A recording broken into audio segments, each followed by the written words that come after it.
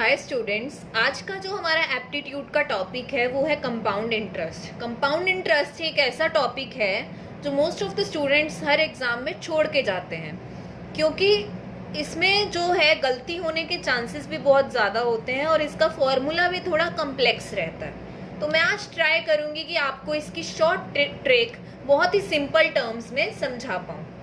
तो compound interest की बात आती है, एक होता है सिंपल इंटरेस्ट और एक होता है कंपाउंड इंटरेस्ट। सिंपल इंटरेस्ट क्या बोलता है, आपने किसी को 100 रुपीज लेंड किए 10% रेट ऑफ इंटरेस्ट पे। ये रेट ऑफ इंटरेस्ट क्या चीज होती है, आपने अपने फ्रेंड को 100 रुपीज दिए और अगले साल भी आप 100 रुपीज ही लोगे। इसमें कोई भी रेट ऑफ इंटरेस्ट नहीं लगता, बिकॉज वो आपका फ्रेंड है। दूसरी बात आती है कि रेट ऑफ इंटरेस्ट कहाँ लगता है। रेट ऑफ इंटरेस्ट वहाँ लगता है जहाँ पे आपका उस पर्सन के साथ कोई रिलेशन ना हो, या कुछ लोग क्या करते हैं, मनी को लेंड करते हैं और उसके ऊपर उनको कुछ फायदा होना चाहिए। अब फायदा किस रेट पे होना चाहिए, 100 रुपए पे मैं कितने रुपए कमा रही हूँ, वो क्या होता है, कुछ रेट ऑफ इंटरेस्ट होता है। जब हम इसकी परसेंटेज बता देते हैं, जैसे आपने किसी को 100 रुपीज दिए और बोला कि इस पे मैं रेट ऑफ इंटरेस्ट लगाऊंगा 10%। 10% पर ईयर, आपने ऐसा कुछ बोल दिया। तो 10% पर ईयर, इसका मतलब 1 साल के बाद जब आपसे वो पूछेगा कि तेरे को कितने पैसे वापस करने हैं, आप इसका 10% निकालेंगे और वो क्या है, 10 रुपीज। तो 100 रुपए तो उसको वापस करने ही थे और एक्स्ट्रा इंटरेस्ट क्या देना है, 10 रुपए। इंटरेस्ट का मतलब क्या है कि उसने आपको किस इंटरेस्ट के लिए पैसे दिए थे, क्या उसका फायदा था। उसका फायदा क्या था, ये 10 रुपए। 100 रुपए तो उसको उसके वापस मिलने ही है।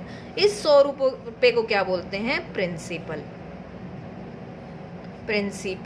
इसको इस चीज से याद रखो कि प्रिंसिपल एक होता है PAL, एक होता है PLE।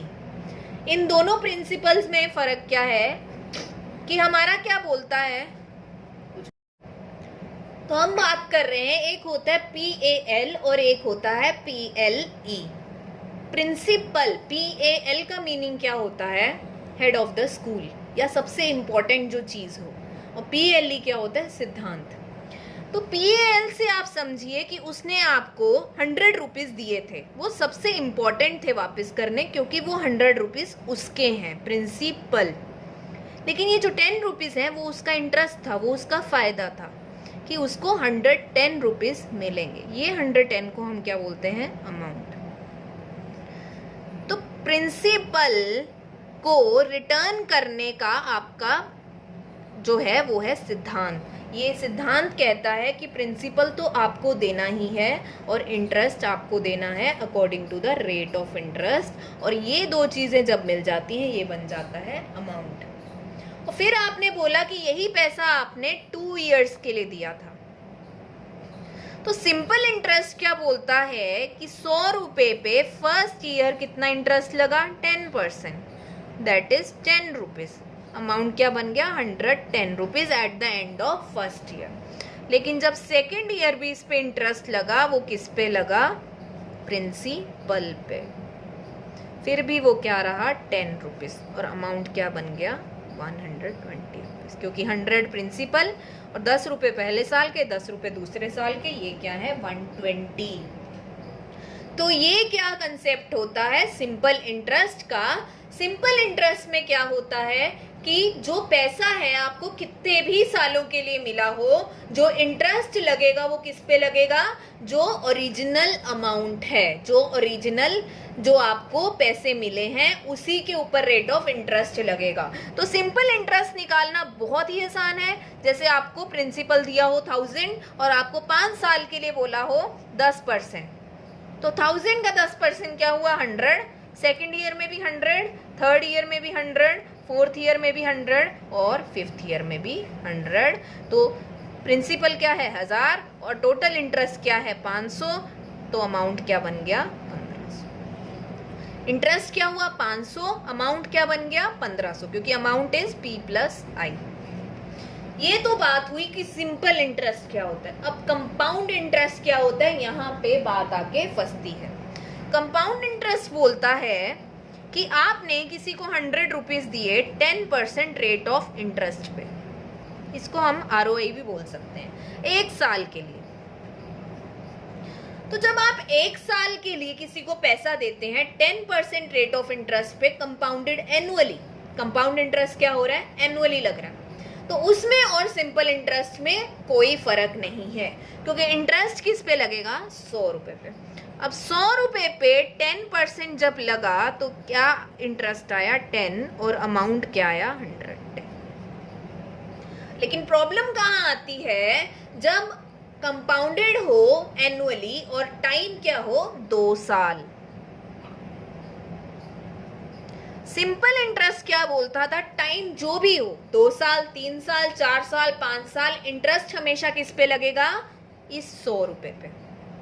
लेकिन कंपाउंड इंटरेस्ट कहता है मैं तो ज्यादा कमाऊंगा। आपके बैंक्स जो हैं वो कंपाउंड इंटरेस्ट ही करते हैं। तो कंपाउंड इंटरेस्ट क्या बोलता है कि 100 रुपए पे आपने 10 रुपए पहले साल दिया। अब जब सेकेंड ईयर की बात आई, 100 रुपए पे 10 रुपए आपको पहले साल इंटरेस्ट मिला। अब जब सेकेंड ईयर की बात आई तो इस 100 रुपए पे तो 10% लगेगा ही, लेकिन जो इंटरेस्ट है उस पे भी इंटरेस्ट लगेगा।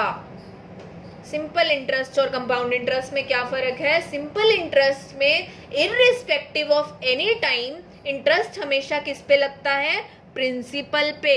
लेकिन कंपाउंड इंटरेस्ट क्या बोलता है कि हमारा इंटरेस्ट हर अमाउंट पे लगेगा, हमारा इंटरेस्ट प्रिंसिपल पे भी लगेगा और आपका जो ऑलरेडी इंटरेस्ट मिल चुका है उस पे भी इंटरेस्ट लगेगा। मतलब कि 100 रुपए का 10% तो लगेगा ही, लेकिन जो आपका ऑलरेडी इंटरेस्ट आ चुका है उसका भी 10% लगेगा। आपने कोई भी अमाउंट किसी फ्रेंड को मान लीजिए 1000 रुपीज दिए 5 साल के लिए। सिंपल इंटरेस्ट क्या बोलता है, 10% रेट ऑफ इंटरेस्ट था तो वो हर साल 1000 रुपए पे ही 10%, 10%, 10%, 10% कैलकुलेट करेगा। लेकिन कंपाउंड इंटरेस्ट क्या बोलता है कि पहले साल की बात तो ठीक है, SI is equal to CI। Simple interest भी यही बोलता है कि पहले साल 10% इस पे लगेगा, और कंपाउंड इंटरेस्ट भी यही बोलता है कि 10% इसी पे लगेगा। लेकिन कंपाउंड इंटरेस्ट सेकेंड ईयर में आके बोलता है कि जो ये इंटरेस्ट है जो प्रिंसिपल पे लग रहा है वो तो 10% लगेगा ही, लेकिन यहाँ पे जो पहले ऑलरेडी आप इंटरेस्ट आपको मिल चुका है उस पे भी इंटरेस्ट लगेगा, सिर्फ इस पे नहीं लगेगा, इंटरेस्ट पे भी इंटरेस्ट लगेगा।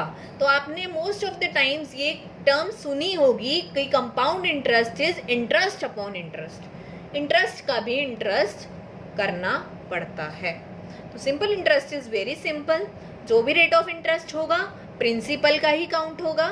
लेकिन कंपाउंड इंटरेस्ट क्या कहता है, जो कंपाउंड आपका ऑलरेडी इंटरेस्ट कैलकुलेट हो चुका है उस पे भी इंटरेस्ट लगेगा।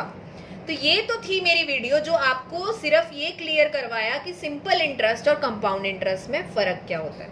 नेक्स्ट वीडियो में हम इन क्वेश्चंस को जस्ट फ्यू सेकंड्स में कैसे सॉल्व करना है उसकी ट्रिक देखते हैं, ठीक है।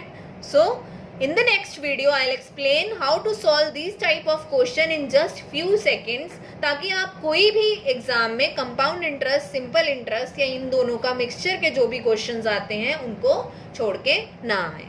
Thank you.